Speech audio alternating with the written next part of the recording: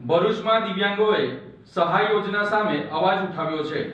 5G mobile ફોનની જગ્યાએ 4G હલકી કક્ષાના મોબાઈલ ફોન આપતા મામલો અધિકારી સુધી પહોંચ્યો છે। ભરૂચ જિલ્લામાં દિવ્યાંગ સહાય યોજના હેઠળ આપવામાં આવેલ મોબાઈલ ફોન અંગે અસંતોષ વ્યક્ત કરવામાં આવ્યો હતો।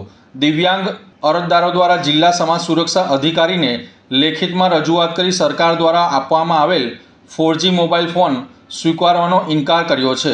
અરજદારોનું કહેવું છે કે તેમને આપવામાં આવેલ લાવા કંપનીના 4G ટેકનિકલ રીતે નબળા છે અને ટોકબેક જેવી સુવિધાઓ વાપરતા ફોન ધીમો પડી જાય છે, જેના કારણે દિવ્યાંગ લોકો માટે ઉપયોગ મુશ્કેલ બની જાય છે। સાથે તેમણે જણાવ્યું હતું કે સરકાર દ્વારા પ્રતિ સાધન 20,000 રૂપિયા સુધીનું બજેટ ફાળવવામાં આવ્યું છે, પરંતુ તે મુજબ આધુનિક 5G સ્માર્ટફોન આપવાના બદલે નીચી ગુણવત્તાના 4G ફોન આપવામાં આવ્યા છે, જેનાથી બજેટ અને વાસ્તવિક ખર્ચ વચ્ચે ગેરસમજ ઊભી થઈ છે। અરજદારો દ્વારા માંગ કરવામાં આવી છે કે યોગ્ય તપાસ કરીને ગુણવત્તાસભર 5G મોબાઈલ ફોન આપવામાં આવે અને આ યોજના હેઠળ થયેલી ગેરરીતિની તપાસ કરી જવાબદારી સામે કડક કાર્યવાહી કરવામાં આવે। આ બાબતે જિલ્લા સમાજ સુરક્ષા અધિકારીને પૂછતા તેમણે જણાવ્યું હતું કે અરજદારોની માંગ અને રજૂઆત વડી કચેરી ખાતે મોકલી આપવામાં આવી છે અને આ મુદ્દે વહેલી તકે યોગ્ય નિર્ણય લેવામાં આવશે તેમ જણાવ્યું હતું। મારું નામ ચૌહાણ સુનિલભાઈ મનહરભાઈ છે। હું ભરૂચ જિલ્લા અંકલેશ્વર તાલુકાના નવા ધંધોયા ગામથી આવું છું।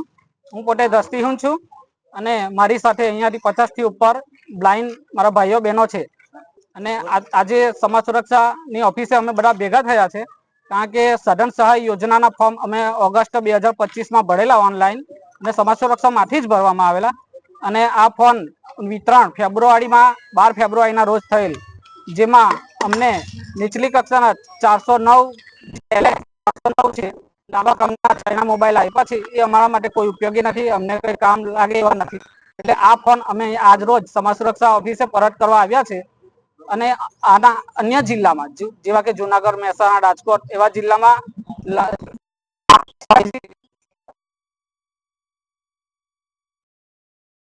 અમને પણ મળે એ માટે અમે આજે અહીંયા ભેગા થયા છે અને અત્યારે ભેગા થયા છે, પણ 11:15 સાડા 11 થયા પણ હજુ કોઈ અધિકારી અહીંયા ઓફિસ પર છે નહીં। એટલે અમે માંગ કરીએ છીએ કે આ ફોન અમને 15 દિવસ સુધીમાં રિટર્ન થાય, નહીં તો પછી અમે ધરણા પર કલેક્ટર ઓફિસ બેસીશું। હું રાજેશ દેસાઈ, જિલ્લા સમાજ સુરક્ષા અધિકારી ભરૂચ। હાલમાં આ પ્રથમ વર્ષે તે દિવ્યાંગ સાધન સહાય યોજના હેઠળ દિવ્યાંગ લોકોને મોબાઈલ આપવાની, સ્માર્ટફોન આપવાની નવી એક યોજના શરૂ થઈ છે। એમાં આ વર્ષે આપણે ભરૂચ જિલ્લામાં 89 દિવ્યાંગ લોકોને મોબાઈલ ફોન આપવામાં આવેલ છે, પરંતુ હમણાં તાજેતરમાં જ દિવ્યાંગ લોકો દ્વારા એવી રજૂઆત થઈ છે કે જે એમને જે પ્રકારના સોફ્ટવેરને જોઈએ એ હાલના ફોનમાં અવેલેબલ નથી, એટલે કોઈ ક્ષતિ કે ખામી એમને જણાય છે।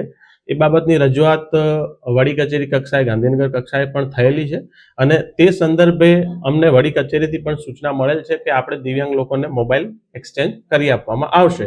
હાલમાં આ જે દિવ્યાંગ લોકોની જે રજૂઆત છે એ રજૂઆતને અમે વડી કચેરી સુધી પણ પહોંચાડીશું અને જ્યારે આ બીજા નવા ફોન અમને આપશે વડી કચેરીથી, જે બી સૂચના આવશે એ સૂચના અનુસાર અમને અમારી જોડે જો નવા મોબાઈલ આવશે, જ્યારે મતલબ લગભગ 10 થી 15 દિવસમાં મોબાઈલ આવી જવાને સૂચના છે, એ આવી જશે એટલે આપણે દિવ્યાંગ લોકોને તમામને કોન્ટેક્ટ કરીને એમનો જે જૂનો ફોન છે એમને નવા ફોન સાથે એક્સચેન્જ કરી આપવામાં આવશે।